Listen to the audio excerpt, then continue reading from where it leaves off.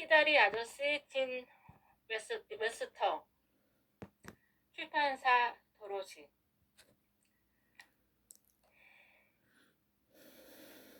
고교일 예배를 끝내고 돌아와서 아저씨, 제가 제일 좋아하는 책이 어떤 것인지 아세요? 지금 이 시간에 제일 좋아하는 책 말입니다. 저는 사흘에 한 권씩 새 책을 보니까요. 바로 폭풍의 언덕입니다.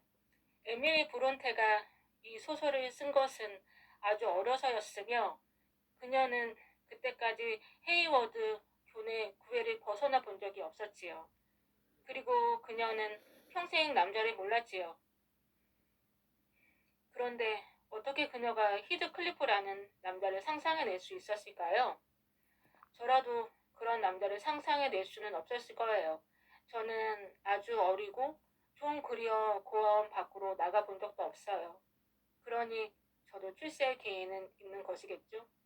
때때로 제가 천재가 못 된다는 무서운 생각이 엄습해 옵니다. 제가 위대한 작가가 못 된다면 아저씨는 크게 실망하실 테지요. 봄이 되어 만물이 싹트고 푸르름과 아름다움으로 충만하게 되면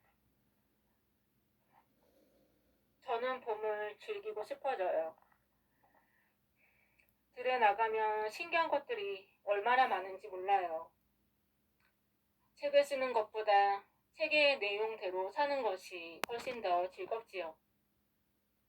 에그머니!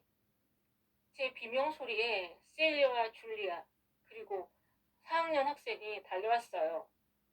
그림과 같은 지네 때문에 비명을 지르게 된 겁니다. 지네는 그림보다 훨씬 더 징그러워요. 제가 마지막 문장을 끝내고 다음 문장을 생각하고 있는데 이놈이 천장에서 떨어져 지 옆에 툭 하고 착륙했어요. 저는 엉겹결에 이 벌레를 피하려고 하다가 티테이블 위에 컵 2개를 떨어뜨렸어요. 셀리가 제 헤어 브러쉬에 등으로 그것을 때렸어요. 저는 다시는 이 헤어 브러쉬를 쓸 마음이 안 생겨요. 앞머리는 죽었으나 뒤쪽에 40개의 다리는 살아서 옷장 밑으로 도망가 버렸어요. 이 기숙사는 지은 지가 오래되고 벽에 담쟁이가 덮여 있어서 지네가 많답니다. 지네라는 건 아주 징그러워요.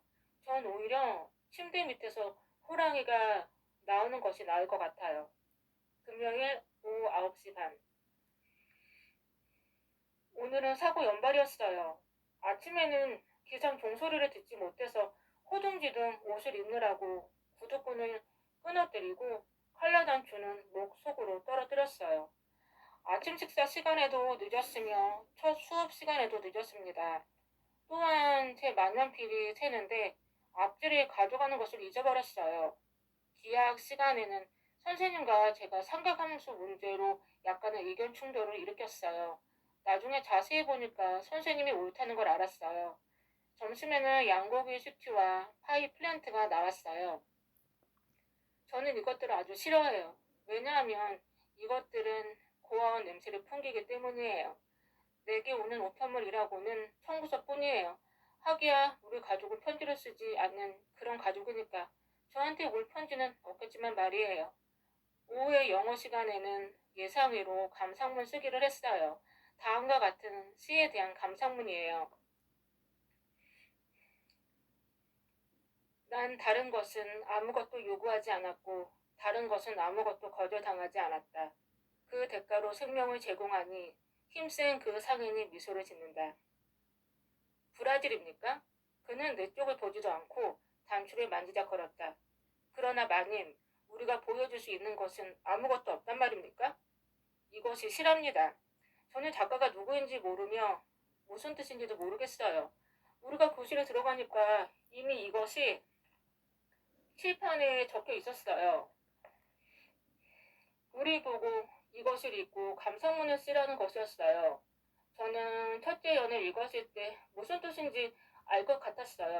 힘센 상인은 덕행에 대해서 축복을 나누어주는 신을 나타낸다고 생각했는데 둘째 연에서 그가 단추를 만지작거린다고 하니 이것은 신을 모독하는 행위가 될 것이므로 저는 급히 그 생각을 바꿨어요.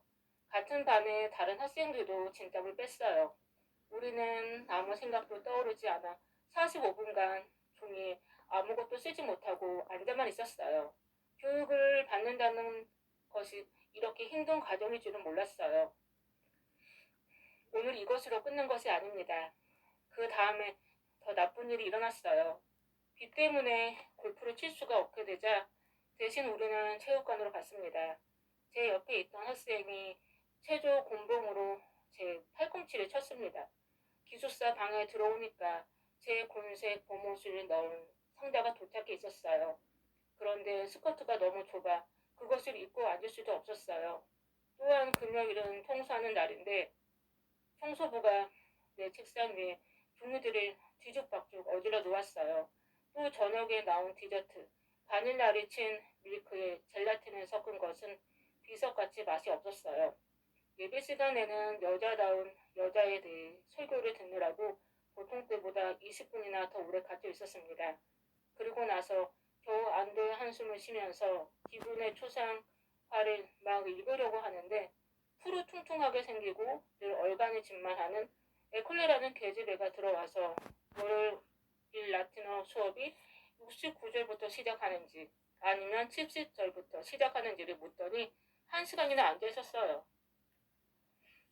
그러다 겨우 조금 전에 나갔어요.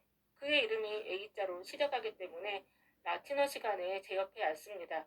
리페트 원장님이 제 성을 Z로 시작하는 자브라스키로 지어주었으면 얼마나 좋았겠어요? 아저씨, 이렇게 기분 나쁜 일들이 연속적으로 일어났다는 얘기를 들은 적이 있습니까? 인격이 요구되는 것은 인생에서 큰 난관에 부딪혔을 때뿐만이 아닙니다. 누구든지 위기를 당하면 분별할 수 있으며 커다란 비극에는 용기를 가지고 대적할 수 있으나 일상의 사소한 예기치 않은 사고들을 웃음으로 맞으려면 정말 쾌활한 기분이 필요한 것입니다. 이러한 성격이 제가 지금 수련을 통해 쌓으려는 것입니다. 저는 인생이란 가능한 한 능숙하게 또한 정정당당하게 싸워야 하는 게임에 불과하다고 생각하려고 합니다. 만약 지면 어깨를 으쓱해 보이고 웃어 보일 것입니다. 또한 이겨도 그렇게 할 테지만요. 하여간 저는 우는 소리 따윈 안 하는 사람이 되겠습니다. 아저씨, 줄리아가 비단 양말을 신었다고 지네가 벽에서 떨어졌다고 제가 불평하는 일은 다시 없을 것입니다. 절대 불평을 하지 않겠습니다. 안녕히 계세요, 주디 올림.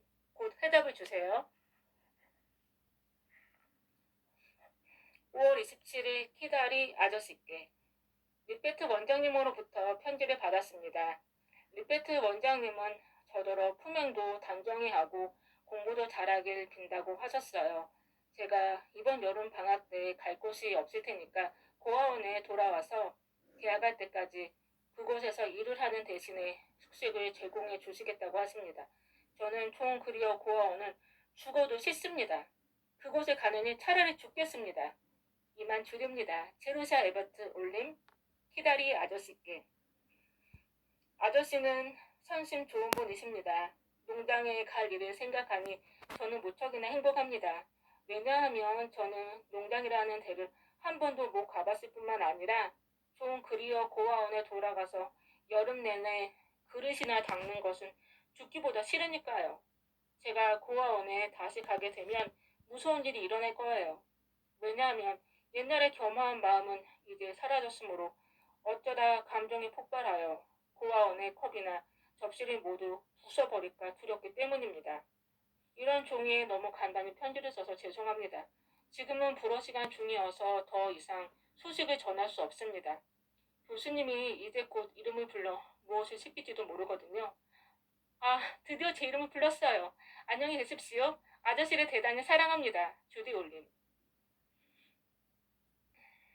5월 30일 키다리 아저씨께. 아저씨는 우리 대학 교정에 와 보셨습니까? 이건 그냥 물어본 거예요. 신경 쓰실 필요는 없어요. 5월이 되면 이곳은 마치 천국과 같아요. 모든 관록들이 꽃을 피우고 큰 나무들은 아름다운 신록으로 옷을 갈아입고 심지어 늙은 소나무조차 새롭고 싱그러워 보입니다. 풀밭에는 노란 민들레가 여기저기 피어있고 청색, 흰색, 분홍색의 옷을 입은 수백 명의 여학생들이 여기저기 흩어져 있습니다. 방학을 생각하니 시험도 걱정이 되지 않습니다. 이러한 마음이 우리가 갖고 싶은 행복한 마음이 아닐까요? 그리고 아저씨, 저는 그 중에서도 누구보다도 행복해요. 왜냐하면 저는 이제 더 이상 고아원에 있지도 않으며 더 이상 누구의 식모도 타이피스트도 회계원도 아니니까요. 사실은 아저씨가 아니었더라면 이런 것들이 되어 있을 거예요. 지난날의 모든 잘못을 사과합니다. 저는 늘 리페트 원장님에게 건방졌던 것을 사과합니다. 프레디 포킨즈의 따귀를 때린 것을 사과합니다. 설탕 그릇에 소금을 넣은 것을 사과합니다.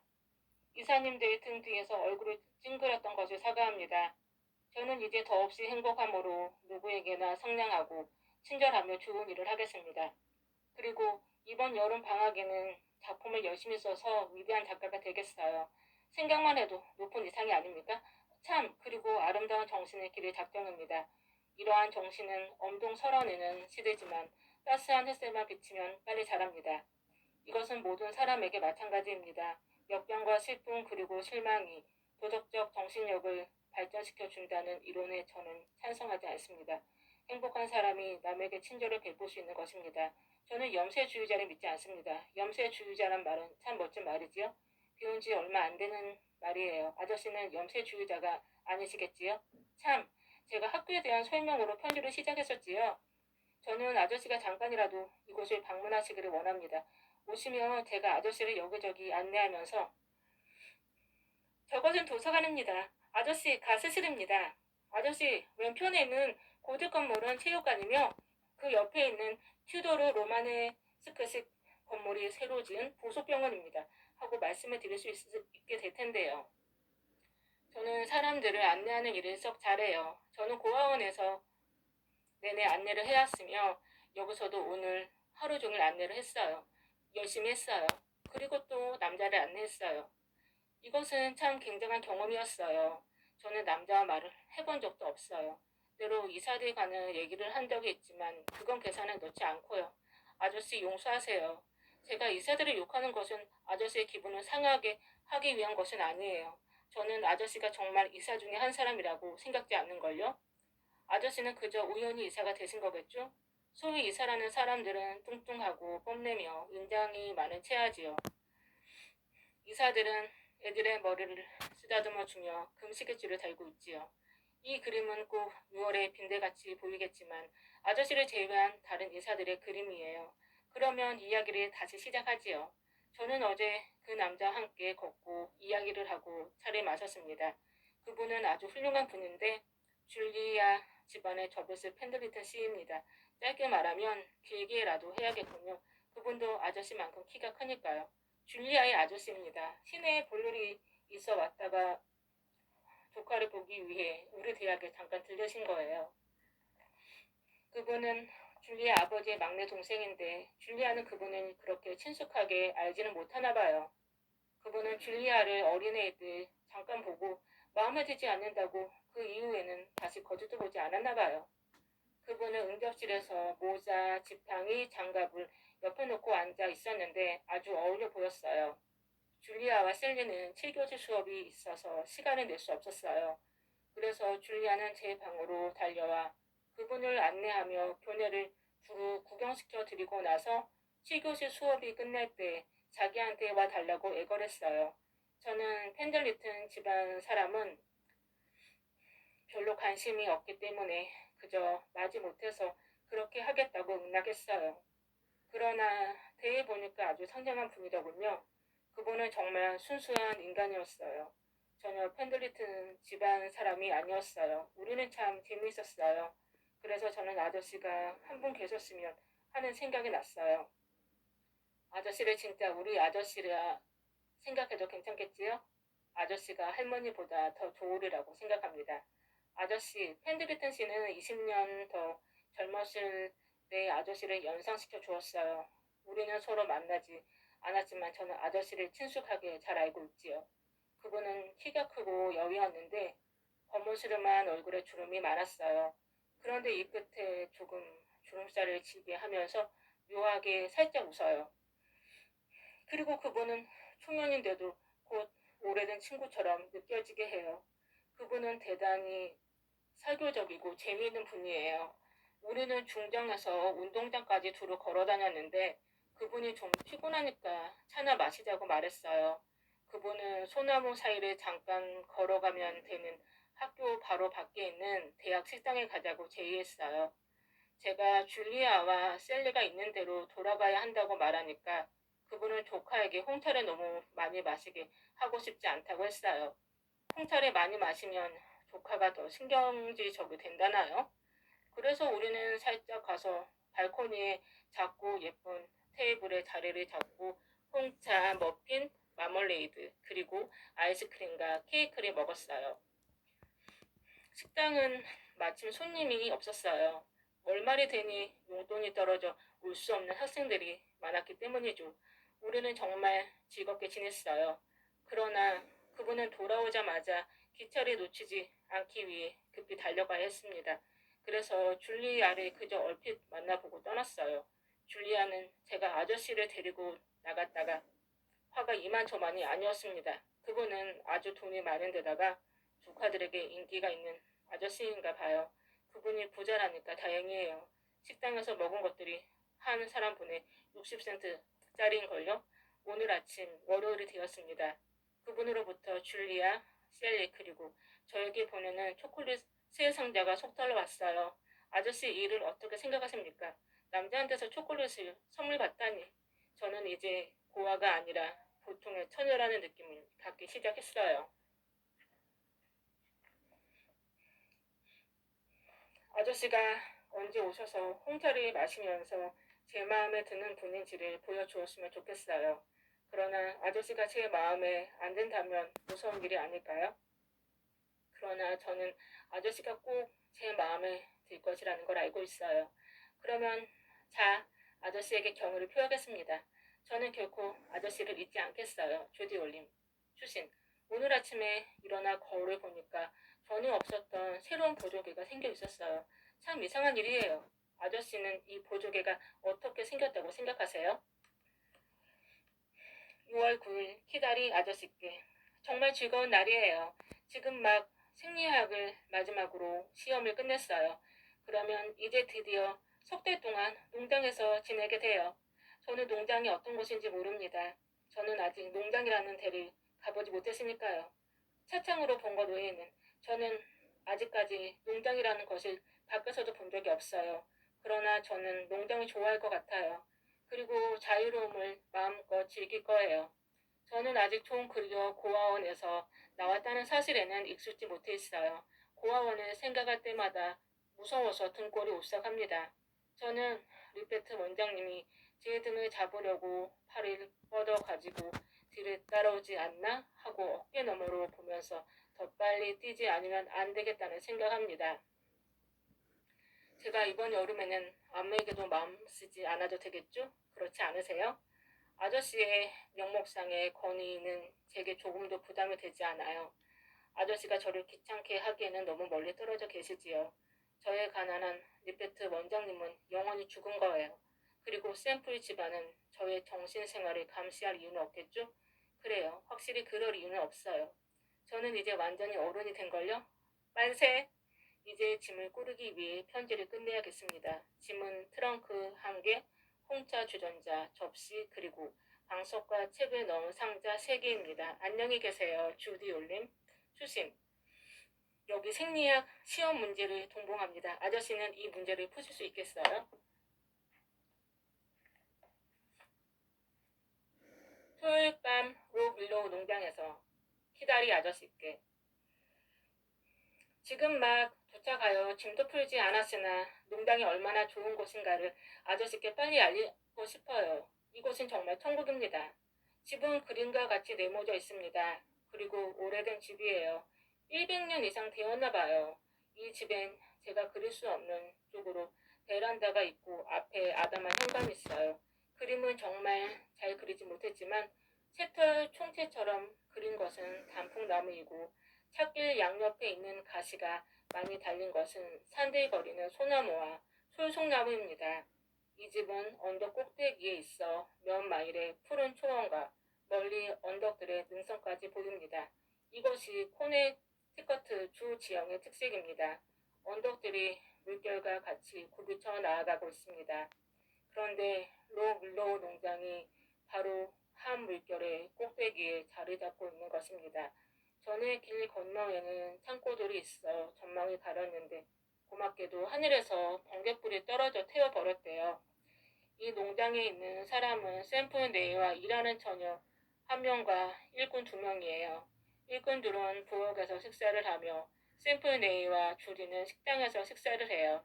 우리는 저녁으로 햄, 계란, 비스켓, 꿀, 젤리, 케이크, 파이, 피클, 치즈를 먹고 홍차까지 마셨으며 저녁을 먹는 동안 무척 많은 얘기를 했어요.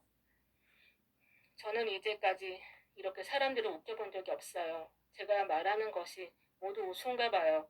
이것은 아마 제가 시골에 와본 적이 전혀 없고 제 질문이 어처구니 없는 무지를 드러냈기 때문일 거예요. 십자표를 한 방은 살인 사건이 일어난 곳이 아니라 제가 쓸 방입니다. 제 방은 크고 네모진 빈 방인데 오래된 멋진 가구와 막대기로 받쳐놔야 하는 창문들이 있고